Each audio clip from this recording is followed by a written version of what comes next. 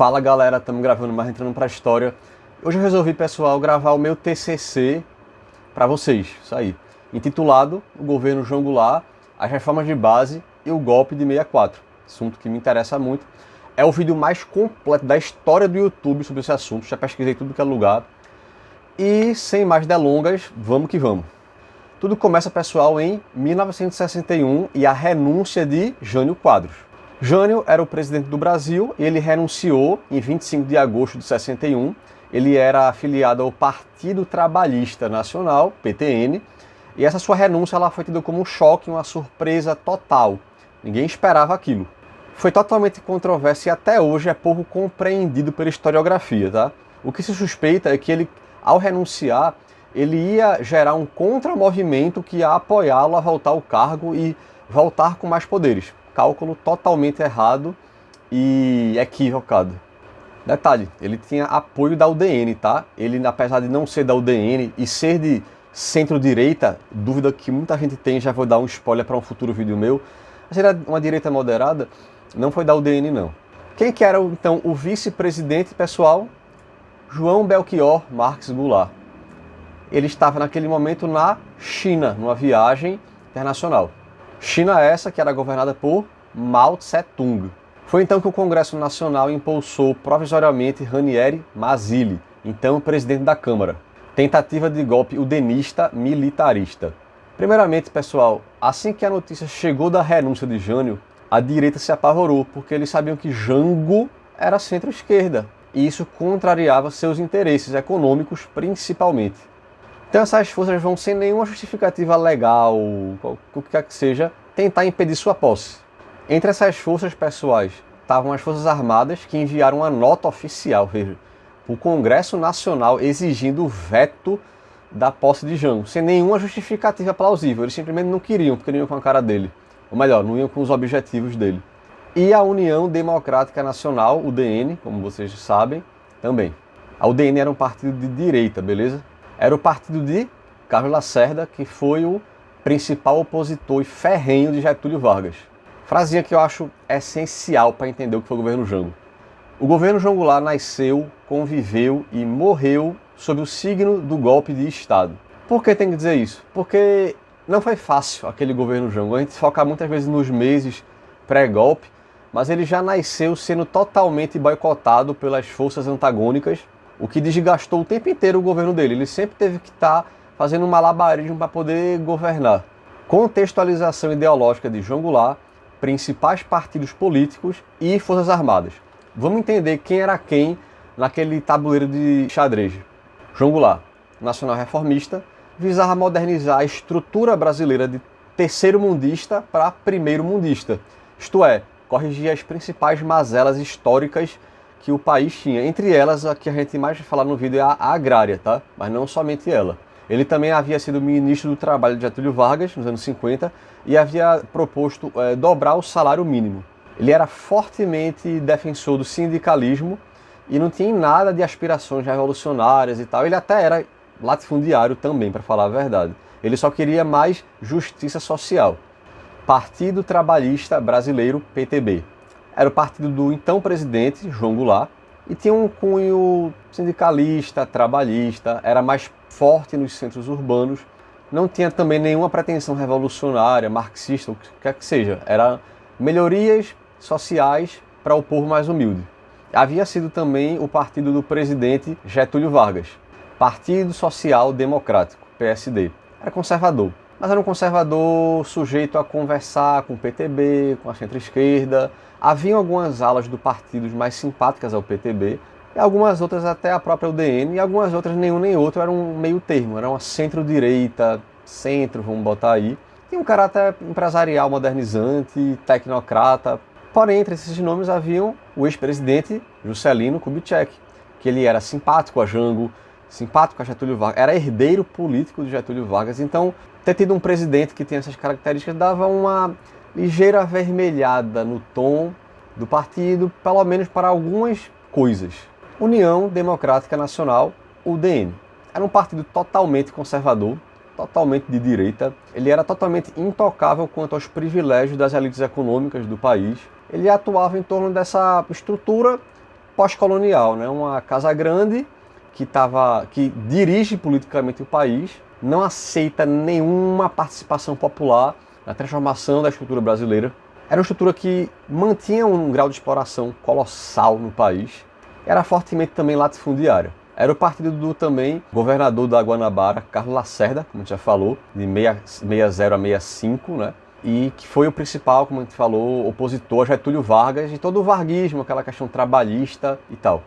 Bem como também do presidente João Goulart. Agora, Forças Armadas, importantíssimo esse elemento nesse tabuleiro. Eram de direita e tudo tem um porquê, nada nesse mundo é por acaso. Eles eram fortemente influenciados pela Escola Superior de Guerra, que era nada mais, nada menos que o seu núcleo intelectual, o seu núcleo de pesquisa, de tudo que você imaginar, de política, economia, estratégia militar, etc. A Escola Superior de Guerra, pessoal, se influenciou fortemente pela sua homônima nos Estados Unidos, a National War College. Eu, inclusive, falo num vídeo meu que vai aparecer na tela aí, mais sobre o porquê essas Forças Armadas são de direita, sobre essa influência da National War College na nossa Escola Superior de Guerra. E após a parceria com os Estados Unidos na Segunda Guerra Mundial, houve um intercâmbio de oficiais brasileiros para os Estados Unidos. E ao irem para lá, eles aprendiam uma doutrina totalmente anticomunista, de tudo você vê comunismo, você procurar em tudo, achar que qualquer coisa é comunismo. Então virou uma espécie de paranoia, quase que um fantasma assustando esse pessoal. Naquela época, na década de 50, o macartismo, que era liderado pelo senador McCarthy, estava a todo vapor nos Estados Unidos. Então, isso foi fortemente influenciador, era bem paranoico esse medo, na verdade, mas ele ocorreu sim. E no Brasil, esses oficiais, ao voltarem, eles pegaram esse anticomunismo e eles estilhaçaram numa espécie de anti-varguismo, anti-janguismo. Então, como eles propunham melhorias sociais, trabalhistas, epa, pode não, o trabalhador não pode ganhar melhoria não, oxe, salário mínimo isso é comunismo, não pode ter não, isso faz mal. Então, eles votaram dessa forma, era um pavor fantasmagórico. Inclusive, eles tentaram, pessoal, um golpe contra Getúlio Vargas, apoiaram a sua queda, só que com o seu suicídio isso causou uma forte comoção e acabou que o jogo virou pela culatra. Contexto internacional da Guerra Fria. O mundo vivia, pessoal, nada mais nada menos do que uma guerra gigantesca, ideológica, e que causava forte comoção popular. Capitalismo, comunismo, debate, o que é o meio termo entre dois, etc. Luta de classes, reformismo, polarização, tudo isso estava na boca do povo. A luta de classes cresceu muito na época de Getúlio Vargas, no seu segundo mandato, especialmente na época do seu suicídio, e ao longo dos anos 50 e 60, então nem se fala. A Revolução Cubana, que havia acontecido em 59, era o grande fantasma das direitas na América, né? Medo de isso influenciar outros países aqui. Campanha da legalidade.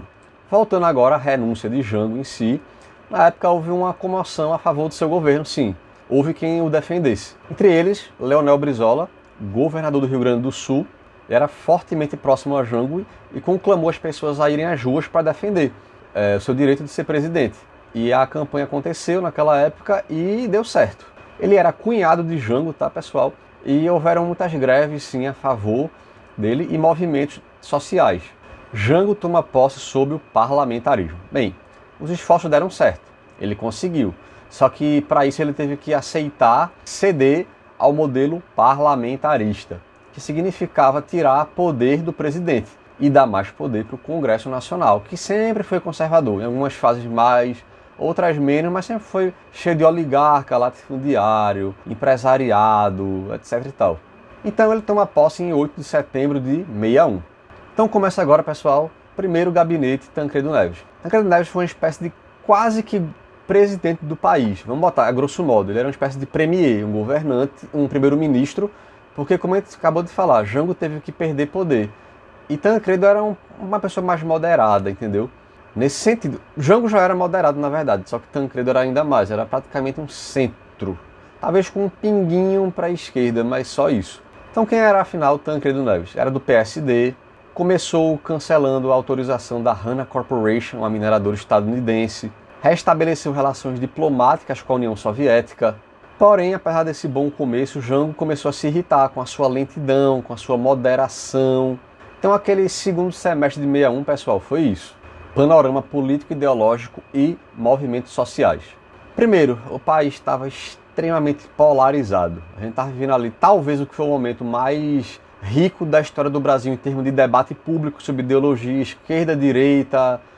Embora a gente agora também está vivendo isso, mas eu acho que aquela época foi ainda mais. Então, haviam muitos grupos de um lado e de outro. Vamos analisar um por um quem era quem ali. Vamos lá. Partidos políticos favoráveis a Goulart. PTB, uma fração do PSD. O PCB, que era o Partido Comunista Brasileiro, mas que na época adotou uma linha de, primeiro, entender que era preciso apoiar um reformismo, o Jango, né? E a FPN, que era a Frente Parlamentar Nacionalista, que compunham vários congressistas, né? E contra Jango, a UDN, como a gente já falou, uma parte do PSD, e a ADP, a Ação Democrática Parlamentar. Também era um grupo de deputados, de congressistas que se uniam num bloco. Institutos e propaganda. Favoráveis a Jango, jornal Última Hora, praticamente meio que isolado, ou uma espécie de mídia marginal que não tinha poder, de fato, econômico, de alcance. E contra Jango, o IPES, o IBAD e a grande imprensa. O IPES e o IBAD, pessoal, eram máquinas de propaganda e financiamento da direita em geral, entendeu? Então, tudo que você abrir um jornal, uma propaganda, uma charge, criticando alguma coisa que Jango fez acontecer, defendendo a família, a igreja, dizendo que Jango é contra isso, etc. Isso acontecia bastante. Bem como a gente acabou de falar, dinheiro mesmo, financiamento de deputados de direita.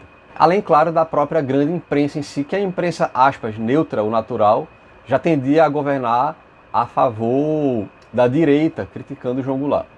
Igreja. CNBB, Conferência Nacional dos Bispos do Brasil, até hoje ela existe, ela é muito famosa, tá?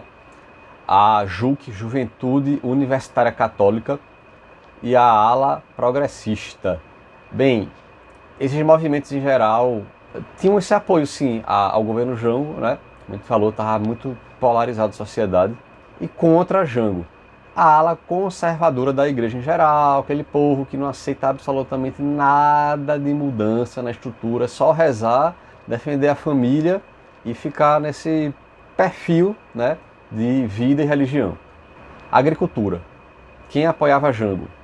Camponeses e movimentos sociais do campo, como as ligas camponesas, que eram um grupo fortíssimo naquela época, especialmente no Nordeste, estavam apoiando Jango bastante, defendendo reforma agrária e espalhando aos quatro cantos o que era a reforma agrária, que é um assunto tão marginalizado na história do país. Isso estava incomodando muito os setores latifundiários e tal, que eram intocáveis em suas terras. E não só as ligas Tamas Afetap e entre outros movimentos rurais, estavam crescendo muito a sindicalização no campo. E contra Jango, especialmente latifundiários, que o Brasil é um grande latifúndio, na verdade, e não queriam ver 1 centímetro de suas terras mudadas quanto a isso. Movimento estudantil. Favoráveis a Jango, a UNE era muito forte de fato naquela época, né? E contra Jango não tinha bem algum movimento grande. O que podiam haver eram pessoas isoladas, mas não chegaram a constituir algum grupo significativo, entendeu? E além de próprios outros partidos políticos que estavam muito, querendo ou não, presentes na universidade. Então, juventude de partido que está lá, etc. também, a maioria deles apoiavam João Goulart. Além da própria JUC, que a gente falou anteriormente, tá? Na questão da igreja, ela também estava muito na universidade. Preste atenção agora. Forças Armadas. Nem todo mundo ali era contra Jango. Porque quem é que era favorável, então, ao presidente João Goulart? O baixo exército, sargentos, de forma geral, tinha uma simpatia. Alguns, não quer dizer que todos os sargentos, todo o baixo exército era, mas havia um foco, sim. E alguns poucos altos oficiais, tá? Por incrível que pareça, tinha sim.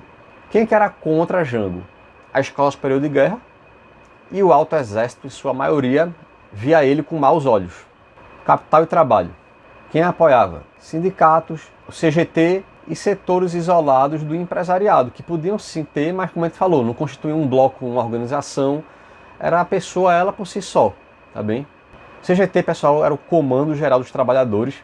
Ele era muito importante, ele era fortemente odiado pela direita. Tá. E contra Jango, a alta burguesia nacional e internacional de forma geral. A gente falou, uma maioria. Sociedade civil. Quem apoiava Jango? Frações das classes populares. Claro que não era um bloco homogêneo, mas de forma geral havia uma simpatia. Muitos não sabem, mas muita gente apoiava a reforma agrária naquela época. O povo estava muito politizado naquela época, foi o momento mais rico da história mesmo nesse debate. Hoje em dia muita gente nem sabe o que é reforma agrária, a gente com computador, internet, 2024, e naquela época o povo sabia até mais. E contra Goulart, frações da classe média, que se simpatizou pelo debate da igreja, família, conservador, costume, etc. Governadores e políticos em geral, favoráveis a Goulart. Leonel Brizola, como a gente falou, do Rio Grande do Sul, e Miguel Arraes de Pernambuco, tá, galera? Ele foi muito importante a nível nacional nesse debate. Inclusive, Miguel Arraes era postulado a ser candidato a presidente. Era um dos nomes possíveis pelo campo da esquerda, tá? E contra Goulart, Carlos Lacerda, como já falou, o principal opositor ferrenho, né? Governava Guanabara, que era o Rio de Janeiro, tá, pessoal? Para quem não sabe. E Adhemar de Barros, que era de São Paulo, e Magalhães Pinto, Minas Gerais. Percebe, pessoal, que nesse ponto tem uma singularidade. Tem um triângulo, Rio, São Paulo, Minas. 3 estados poderosíssimos contra Zé Goulart. Isso foi fundamental para sua queda. Você, poxa, são os estados politicamente, economicamente, populacionalmente mais poderosos, é complicado você ter no seu lado opositor. 1962 e o discurso na OEA e Estados Unidos. Janeiro de 62. Estados Unidos pedem a expulsão de Cuba da OEA, Organização dos Estados Americanos, além de embargos econômicos. E o Brasil foi contra isso. Acabou que no fim se absteu, mas lá no fundo o Jango era contra. Brizola, do Rio Grande do Sul, desapropria a International Telephone Telegraph. E isso enfurece os Estados Unidos, principalmente John Kennedy, o então presidente americano. Washington então institui a Emenda Hickenlooper, que era uma forma de cessar qualquer empréstimo ou socorro financeiro a países que promovessem nacionalização de algumas de suas multinacionais. Bem, havia uma relação tensa entre a Casa Branca e o Palácio do Planalto, porque a economia brasileira, pessoal, estava declinando, né? E os americanos exigiam que o Brasil aderisse à cartilha do FMI, que era ajuste fiscal. Em maio de 62, pessoal, Jango, nos Estados Unidos, ele discursa a favor das reformas de base, dizendo que as reformas vão melhorar o Brasil, vão evoluir o Brasil, vão transformar o Brasil num país desenvolvido, capitalistamente desenvolvido, mas com mais justiça social. Frasinha que ele falou que é muito interessante. Aqueles que tornarem impossível a revolução pacífica farão inevitável a revolução violenta. Então ele está falando aí o que, pessoal? Que é melhor se antecipar e fazer as reformas graduais, moderadas, com calma, do que dizer que não, dane-se a questão social, mas também, caso a gente deixe para lá, vai haver uma revolução armada de grupos extremistas que podem fazer uma revolução socialista.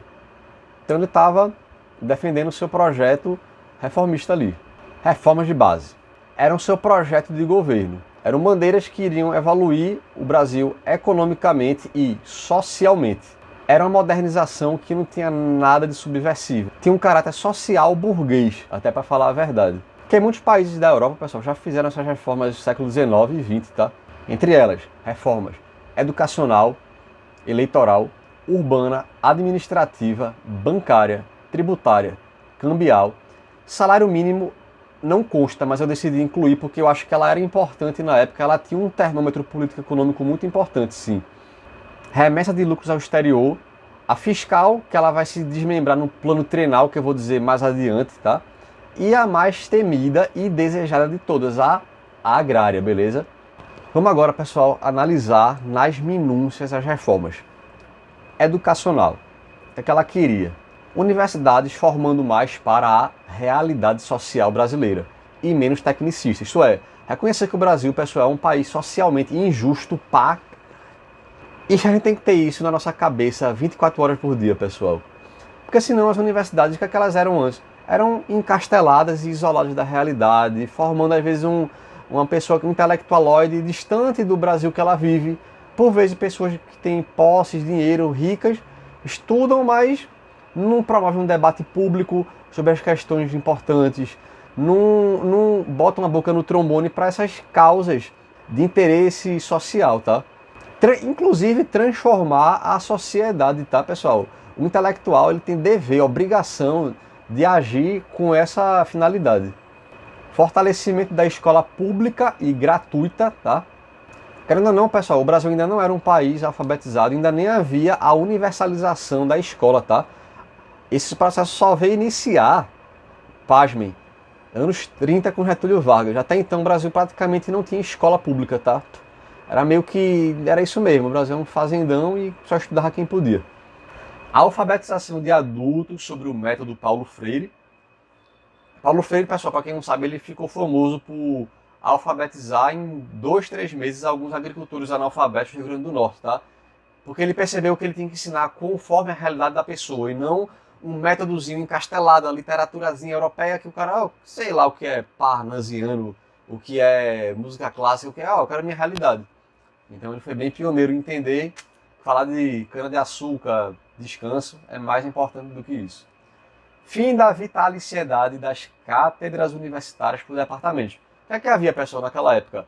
Havia cátedra que ela, um núcleo de pesquisa do departamento que ela ia de pai para filho, por aí vai. E, pá, isso está errado, não pode ser assim. Tem que ser concurso público por gente que entra na universidade porque está merecendo, que entende do assunto. Então, essa pauta já era demandada há um tempo. Meta de pelo menos 6 anos de educação básica a todos os brasileiros da zona urbana e 4 a todos da zona rural. Oportunidade de educação ginasial a 40% da população de 12 a 15 anos de idade e oportunidade de educação colegial a 20% da população de 16 a 18 anos.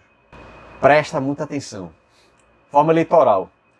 Legalizar o direito de voto dos analfabetos e dos sargentos, bem como sua elegibilidade. Pessoal, até um dia desse, analfabeto não podia nem votar. O que Jango queria, que tanto dizem que era um comunismo, que ia fazer mal ao Brasil, era dar o direito do pobre, do analfabeto, poder votar. Até então não podia. Isso eram milhões e milhões e milhões e milhões de pessoas. Então a gente sabia que se o analfabeto viesse a votar, muitos seus interesses iam por água abaixo. Então, muitos agricultores eram analfabetos e eles certamente iam se posicionar a favor da reforma agrária. Além de outras coisas ligadas às causas trabalhistas e sociais. Sargentos pessoais não podiam ser eleitos. Havia uma cláusula eleitoral que impedia eles de se candidatarem a cargos políticos. Então, Jango queria reaver isso. Além, claro, de eles poderem votarem, tá? Que eram proibidos. E legalizar o Partido Comunista Brasileiro, PCB. Forma urbana. Objetivo: coibir especulação imobiliária. Porque muita gente faz isso, tá, pessoal? Compra terra para ficar gerando preço alto, escassez de terra e vender lá em cima. Epa, a gente não pode fazer isso com um país com tanta gente sem teto. Incentivar a construção civil, plano de infraestrutura, né? Haviam, pessoal, 5 milhões de imóveis desocupados naquele momento. Veja que absurdo. Limitar a quantidade de imóveis por pessoa e desapropriação do excedente e ou ociosos conforme o social. Então não é tomar a casa de alguém que se propõe, tá? É simplesmente você ter apartamentos que estejam sendo usados de fato e não usados para especulação. Venda de excedentes para a classe assalariada, tá? Vender o que sobrar por preços justos, né, na verdade, para trabalhador no apartamento. Construção de habitacionais sem fins lucrativos, tá? Êxodo rural desordenado transformou severamente o Brasil. Pessoal, é muito lamentável, mas essa miséria no nosso campo fez com que muita gente saísse de lá para as grandes cidades. Ao chegar aqui, foi um crescimento desordenado e isso gerou muita miséria, favelização. Então, a década de 70, pessoal, foi forte. Aliás, anos 50, 60 e 70, a favelização nos centros urbanos foi absurda, tá? E debate, habitação ou especulação? O governo defendia habitação. Enquanto que os partidos de direita, como o DN, defendiam mais não vamos intervir nisso aí não e deixar como ficar. Então, a questão urbana ficava na mão da especulação. Forma bancária, objetivo: criação de um banco central, que ainda não existia, tá, pessoal? E de um banco rural e outros com fins específicos, tá? A SUMOC, pessoal, a Superintendência da Moeda e do Crédito, era o que havia até então, tá? Era o mais próximo de um banco central. Queria democratizar o crédito, né? Popularizar o crédito, na verdade. Controlar e limitar o redesconto bancário. Controlar a especulação financeira e reescalonar a dívida externa com o FMI. Era um dos grandes pontos que Jango também queria resolver. Era sempre complicado, porque nunca batia o que ele queria com o que o FMI queria. Forma tributária: tributar menos no consumo e mais na renda. Uma tributação progressiva que beneficia quem é mais pobre e penaliza, aspas, quem é mais rico. Forma cambial. Objetivo: monopolizar o câmbio para ter um balanço de pagamentos mais equilibrado. Controlar mais a entrada de capital estrangeiro para combater a sonegação cambial. Controlar a importação de bens supérfluos. Sempre tinha esse problema na balança de pagamentos. Salário mínimo. Política de valorização do salário mínimo, que já estava tendo, tá, pessoal? O maior salário mínimo da história a gente teve com Juscelino Kubitschek e Jango, e não à toa Getúlio Vargas havia criado o salário mínimo, então percebe que a gente tem 3 presidentes que deram a sua vida por uma causa social. Tímida, mas deram, tá? Então era muito criticado. Criticado por quem? Por quem queria um salário mínimo até menor. Então a gente tem que sempre que lembrar isso. Então, apesar do salário mínimo não estar no pacote das reformas em si, eu decidi incluir porque ele era um ponto que incomodava as elites, incomodava a UDN, incomodava a direita. E Jango, gosta ou não, ele tinha como meta sim aumentar esse salário. Remessa de lucros ao exterior. Objetivo: limitar a 10% as remessas dos lucros ao exterior dos investimentos líquidos feitos por multinacionais no Brasil. Ou seja, você não pode transferir tudo que você lucra para o exterior. Uma parte tem que ser reinvestida no Brasil. Você pode levar só uma parte para lá. Entre 10% e 20% o cálculo mudava, era repatriação de capital, e acima de 20% era obrigado a ser reinvestido no Brasil.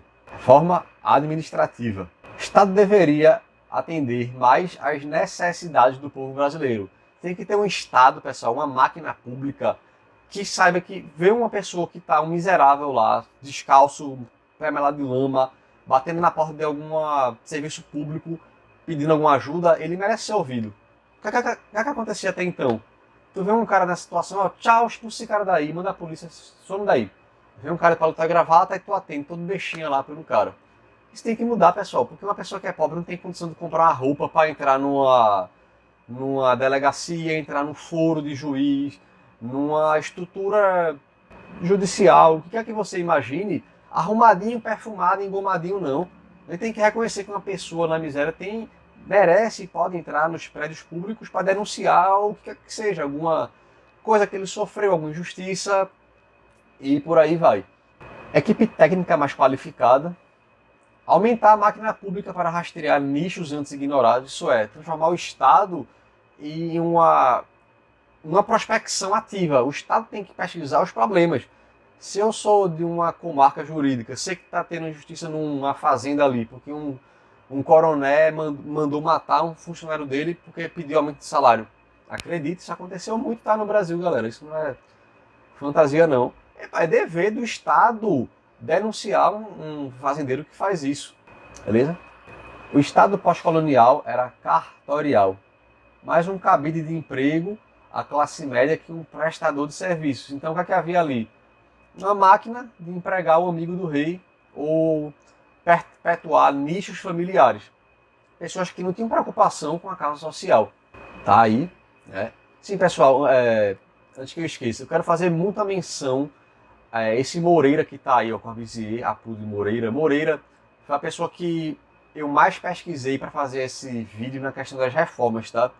Ele pesquisou a fundo esse assunto. Ele vai estar, todo mundo lá nos créditos no vídeo, sim, na descrição. Mas esse Cássio Moreira, ele fez essa tese de doutorado dele sobre o governo João Goulart e ele me ajudou muito a botar o que está aí. Tudo que está aí das reformas, eu diria que praticamente teve mão dele, né? E eu acabei extraindo esse assunto e lapidando e colocando aí. Reforma fiscal. Transformou-se no plano trienal, que será visto mais à frente. Era uma contenção de gastos públicos sob a ótica do FMI e a austeridade econômica. Era uma forma de sinalizar: ei, direita, eu, Jango, não vou trair o capitalismo. Sou obediente à ortodoxia fiscal do FMI, ó, eu corto gastos. Então era uma bandeira para isso. Eu vou explicar a fiscal, pessoal, depois, porque ela vai virar o plano, como eu falei, o plano trienal. E como o plano trienal veio um pouquinho depois, vale mais a pena analisar essa reforma à parte, beleza? Por fim, a tão falada reforma agrária, o pavor do latifundiário e a esperança de uma massa de camponeses. O que é que essa reforma tanto objetivava? Desapropriação de terras improdutivas marginais a rodovias e ferrovias federais, além de açudes públicos. Alteração do parágrafo 16 do artigo 141 na Constituição da República de 1946 da indenização prévia e em dinheiro para pagamentos com título da dívida pública. Pessoal, de toda a reforma agrária, a grande dor de cabeça da direita e latifundiário serem contra era esse ponto exato. Alterar esse parágrafo e o artigo ao invés de indenizar um fazendeiro, veja, não é que o fazendeiro vai sair em prejuízo, o Estado brasileiro vai pagar para ele, para pegar aquela terra e destinar à reforma agrária. Só que, ao invés de pagar em dinheiro, como estava aí, ele só queria mudar para pagamento com título da dívida pública, porque alivia mais para a União.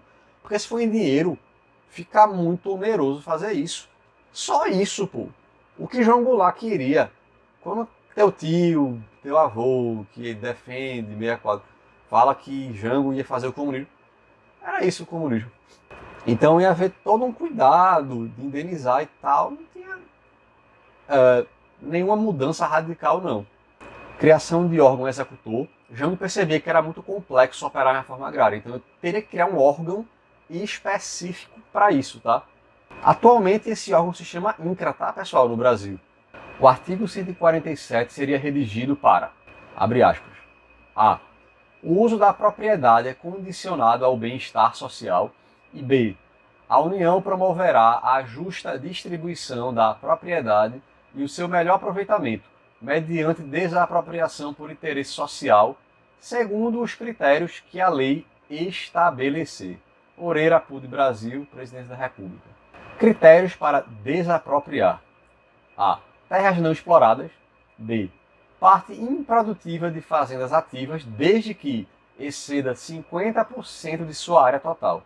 C. 50% da indenização seria em dinheiro, sob cálculo da média do imposto territorial dos últimos 5 anos. D. A produção de alimentos para o mercado interno tem prioridade sobre qualquer outro uso da terra e é obrigada em todas as propriedades agrícolas ou pastoris, inclusive nos casos de arrendamento. Então, pessoal, o Jango teve uma preocupação de que a terra do Brasil não é para abastecer o mundo, não. Muito defensor do agronegócio, do latifúndio, fala isso. O Brasil abastece o mundo. É verdade. Concordo com isso. A gente tem que abastecer o Brasil, pô. Porque a gente tem uma margem de gente passando fome. Então isso que Jango teve foi genial. Poxa, vamos fazer o óbvio, vamos usar nossa terra para o povo brasileiro. O que é que se visava, pessoal, com a reforma agrária? Primeiro, gerar abastecimento interno, que é isso que a gente acabou de falar. Aí você ter terra para produzir feijão, arroz, batata, tomate, milho para a massa brasileira, e não para exportar. 2. Exportar o excedente agrícola. Não é que Jango era contra exportar, mas que primeiro vamos resolver nosso problema. Depois o que sobrar, a gente exporta. O que acontece no Brasil, pessoal, de 1500 até hoje é o inverso. É primeiro exportar. O que sobrar, fica. Isso aí, meu amigo, é a fórmula da fome. 3.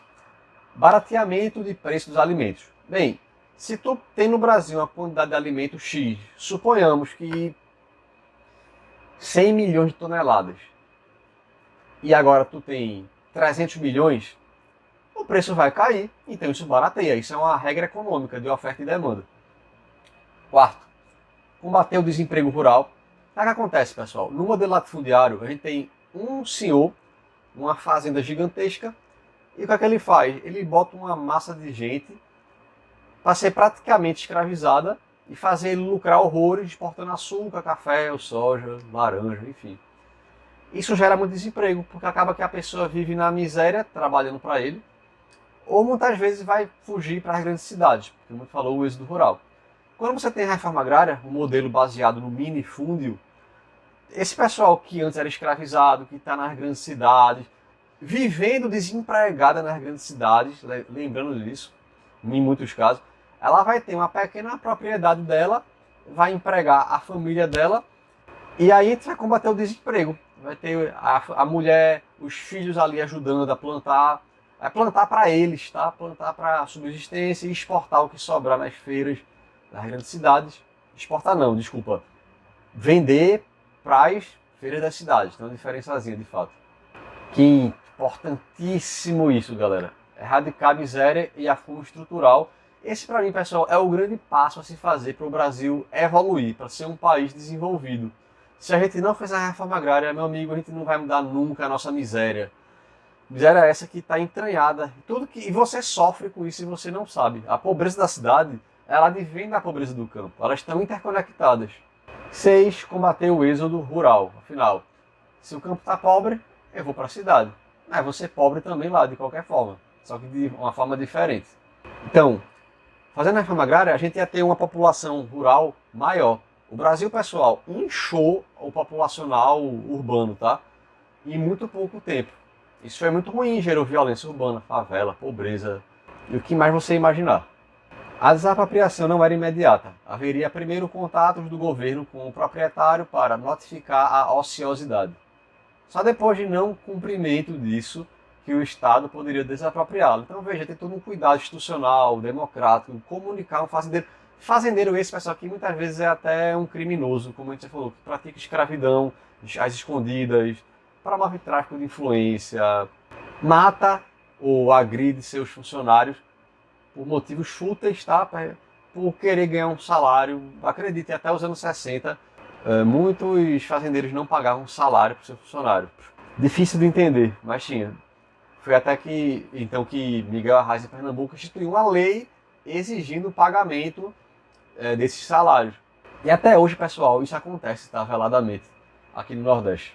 Havia uma prioridade para a reforma agrária em regiões de maiores tensões e conflitos, que, em geral, o Nordeste era um prato cheio para isso, tá? A zona da Mata Nordestina, o Sertão também e tal, foram esses palcos. Mas, claro, outras regiões também, tá? Sudeste, etc e tal. Norte, bem como próximo aos centros urbanos. O governo ofereceria suporte técnico e crédito, então não era a reforma agrária que ia jogar a pessoa ao nada, ia ter todo um apoio técnico do Estado por trás. Ponto que eu achei interessante, a quarta rotação da cultura era obrigada a abastecer o mercado interno, então mais um mecanismo de garantir que, se está exportando o que é que seja, a sua quarta plantação tem que ser para o povo brasileiro. O governo fixaria ainda a proporção mínima do cultivo de bens alimentícios para cada tipo de exploração de acordo com as diferentes regiões do país. Havia um projeto que visava, através de lei, regular o arrendamento de terras, favorecendo a produção de alimento e não a especulação fundiária. O preço da terra para arrendamento, aforamento, parceria ou qualquer outra forma de locação agrícola jamais excederá o dízimo do valor das colheitas comerciais obtidas. Visava-se introduzir tecnologia e pesquisa para suporte aos pequenos proprietários. Segundo o Ibope, galera, em 10 capitais, as pesquisas revelavam que 62% das pessoas eram favoráveis à reforma agrária e 11,5% contra. E os que eram a favor a consideravam a mais importante mudança estrutural. Em março de 64, uma pesquisa em 8 capitais revelou também 72% favoráveis à reforma e 11% disseram que desnecessária e 16% não souberam opinar. Então havia ali uma forte opinião pública favorável à reforma agrária. Então, pessoal, voltando às reformas, enfim, resumindo, transformar essa estrutura terceiro-mundista no país primeiro-mundista. Basicamente isso. Ia gerar um forte mercado consumidor e transformar o pobre pessoal, que está marginalizado, em consumidor. Isso ia gerar um forte mercado interno. Geral, em agricultores ou comerciantes. Discurso de Volta Redonda em 1º de maio de 62. No Dia do Trabalhador, pessoal, Jango discursou enfaticamente lá pela defesa da reforma agrária e das reformas de base, como forma de superar a pobreza estrutural do Brasil. Esse discurso irrita os grandes proprietários de terra, tá? E Jango também estava irritado com a lentidão de Tancredo Neves em elaborar um projeto de reforma agrária. Estava muito devagar, muito tímido. E daí em diante, pessoal, os apelos pelas reformas iam cada vez mais crescer, tanto por parte do presidente como do povo que o defendia. E cada vez mais também havia uma dessintonia entre João Goulart e Tancredo Neves. Um queria reformas, outro estava muito parado. Bem como pelos ministros indicados por Tancredo, tá? E visando as eleições de 62, todos esses ministros anunciaram a renúncia para poder ter a descompatibilização eleitoral. Isso é, para eles poderem concorrer, mas não poder renunciar num prazo X, não poder renunciar em cima da hora. Panorama econômico do período. Vamos lá, pessoal, entender o que acontecia naquela época. Havia um tensionamento A economia estava cada vez mais declinando, e isso vai desidratando o governo. Isso é fato. O crescimento econômico estava abaixo do esperado, outro elemento que piora a situação. Greves, só que, vou fazer uma opinião minha particular, isso não é uma coisa ruim. Muita gente vai dizer que greve é ruim, só que, no meu entender, greve é uma coisa boa. Eu vou te explicar por quê. Porque, primeiro, pensa, um país que nunca tem greve, será que ele está bem mesmo? Será que ele está tão perfeito assim, todo mundo satisfeito? Na minha opinião, isso é um silêncio velado, entendeu? É um país que está sofrendo, especialmente quando é um país da periferia global, América Latina, África, Ásia. Poxa, logo um país tão desigual, não tem nenhuma greve, é porque está tendo alguma forma de violência, pessoal, de coibir trabalhadores através de ameaças. Então, se um país está tendo muita greve, é um país que o trabalhador está se organizando, galera, em sindicatos, o que quer que seja, e diz se reconhecer, eu sou uma classe, eu tenho poder, e eu tenho o direito de querer o melhor para mim. E então, as greves que ocorriam, quer queiram, quer não, eram boas. A inflação, que era 40%, dívida externa, 30 bilhões de dólares, o câmbio estava em turbulência. Déficit do Tesouro Nacional, 280 bilhões de cruzeiros, que equivalia a 60% da arrecadação tributária e emissão do papel moeda em 90 bilhões de cruzeiros.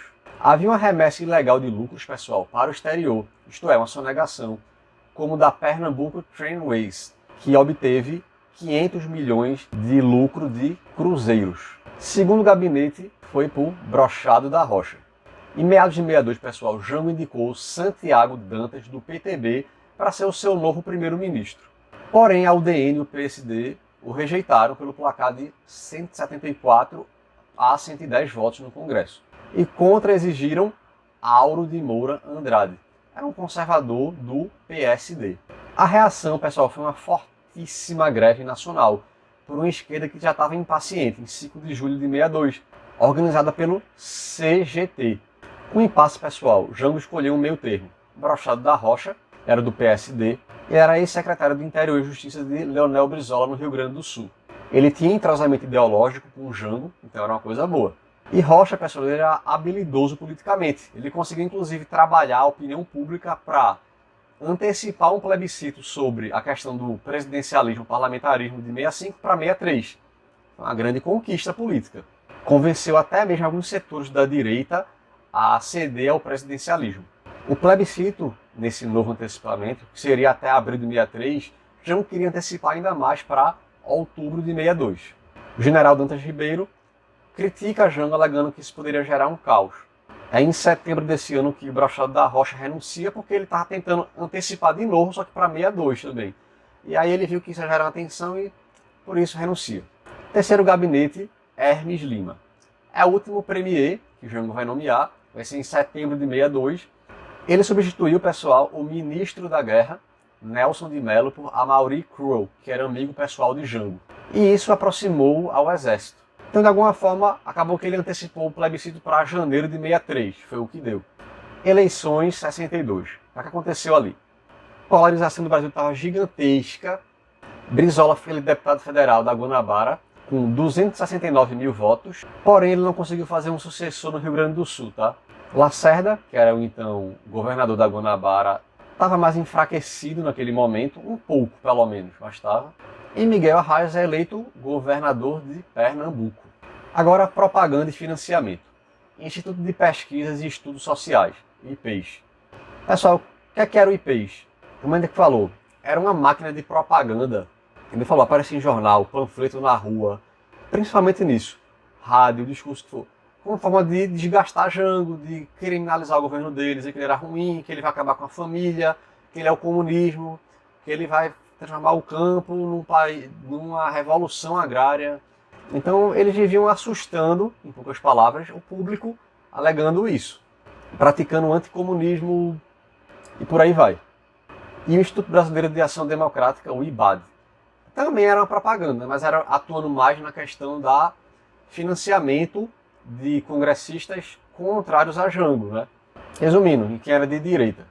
E apesar, pessoal, daquela campanha das eleições de 62 de pesados ataques ao PTB, demonizando eles, o PTB aumentou sua bancada de 66 para 104 cadeiras. Porém, ainda não era o suficiente para aprovar as reformas, porque a máquina da UDN, PSD, era conservador e era uma maioria, e ele não conseguia avançar nesse aspecto. E assim seguiu seu governo, pessoal, um cabo de guerra entre esquerda e direita. Bem, pessoal, agora é o fim da parte 1, espero que vocês tenham gostado. Lembrando dos créditos a todo mundo que eu botei, especialmente Cássio Moreira, que vai estar aqui nas reformas de base, especialmente, praticamente tudo ali, ou foi uma cópia ou foi uma cópia alterada, né, com essas questões de referências. Eu não sei como funciona no YouTube aqui, mas enfim, o crédito total vai para ele, estou logo avisando. E é basicamente isso. Valeu, pessoal, esperem a parte 2. Até a próxima e fui!